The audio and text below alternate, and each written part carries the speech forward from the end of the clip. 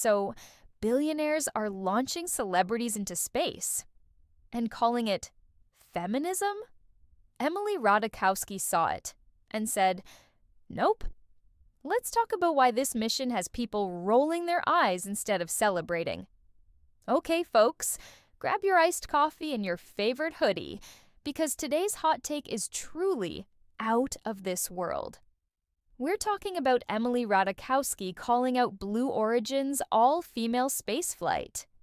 And this celebrity clapback is shaking more than just social media. So here's the scoop. On April 14th, Blue Origin, yes, Jeff Bezos' rocket baby, launched 6 famous and accomplished women into space. We're talking Gayle King, Katy Perry, pilot Katya Echazarreta, and more. This was hyped as a historic all-women mission. Female empowerment, STEM visibility, girl power in orbit, you get the vibe. That all-female space mission, it's giving end times, it's giving late-stage capitalism cosplay.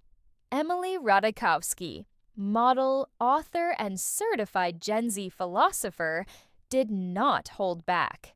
In a now viral video, she slammed the flight as wasteful, performative, and completely missing the point. That space mission this morning, that's end time shit. Like, this is beyond parody. Saying that you care about Mother Earth and it's about Mother Earth and you're going up in a spaceship that is built and paid for by a company that's single-handedly destroying the planet. Look at the state of the world and think about how many resources went into putting these women into space. For what? For what was the marketing there? And then to try to make it like, I'm disgusted, literally, I'm disgusted. She called it beyond parody and questioned whether billionaires playing dress-up in spacesuits is really the kind of feminism we need in 2025. The internet divided. Some people were like, "Preach, Emrata." Others clapped back, saying, "Why tear down women for breaking boundaries, even in space?" Even Olivia Munn chimed in, calling the flight gluttonous, basically saying, "Read the room. We can't even afford groceries and you're joyriding in rockets." Yeah, I don't. And I have a little bit of a issue isn't the right word. You're just perplexed. I just was like, what do you guys need to? And if you, by the way, if you want to go to space, why do you need to tell us about it? Yeah. You know, and it's like, just go up there, have a good time, come on down. Also, you know, I just think about, I know this is probably obnoxious, but like it's so much money to go to space. Yeah. You know, yes. And there's a lot of people who can't even afford eggs. I am so I'm still floating. I can't believe it. I cannot believe it. I'm so proud of you. And I know that I speak for the collective because you have been so honest. You've been so vulnerable. And I spoke to your best friend prior to you taking off. And I asked her why it was so important for you to do this. And she said, she said, so she didn't have to hear you say, "I wish I would have done that." That's so true. But now, Gayle King, you are officially an astronaut. How do you feel? I still can't accept that word, but I will say I can't even believe what I saw. When somebody calls this a ride, this was not a ride. What happened to us was not a ride. This was a bona fide friggin' flight. And our instructor, we were so well prepared. So every noise we heard, we knew. But the flight instructor said that I am her best success story. Why? Because she's never had somebody go through the course who's terrified of flying. Everybody who's gone through the course is somebody that it's been a lifelong dream. They wanted to do it.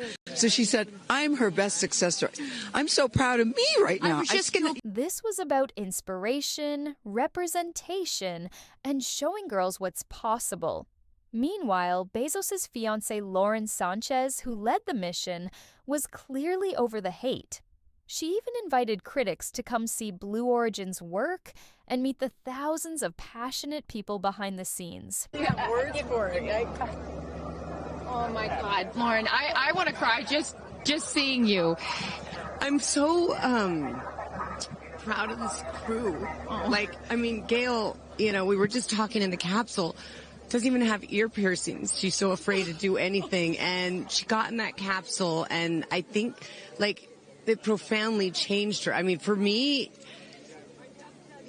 I can't put it into words, but like I looked out the window and we got to see the moon. And it was pink. Was it pink? Full moon. It wasn't pink, but it was almost full. And Earth looked so. It was so quiet. It was just quiet. And is it what you expected? No. Here's the deeper tea. Is putting famous women on a spaceship really progress? Or just aesthetic feminism for the billionaires? That's the real question Emily Ratajkowski is asking.